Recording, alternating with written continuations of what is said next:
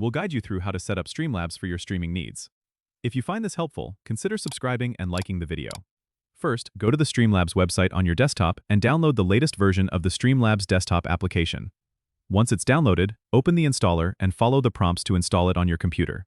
After installation, launch Streamlabs Desktop and you'll be greeted with the initial setup wizard. This wizard helps you optimize your settings based on your computer's hardware and your internet connection. You'll need to log in with your streaming platform account, like Twitch or YouTube, and grant necessary permissions for Streamlabs to access your account. Once logged in, go to the Settings menu, which is located on the bottom left corner. In the Settings, configure your stream key by selecting Stream from the sidebar. Here, you can select your streaming service and paste your stream key. Make sure to click Apply to save your changes. Next, go to the Output settings and adjust your video bitrate, encoder, and audio bitrate based on your internet speed and computer's capability. It's usually recommended to start with a bitrate of around 2500 kbps for 720p streaming, but you can adjust for higher quality if your setup allows. Then, navigate to the Audio tab to set up your microphone and desktop audio.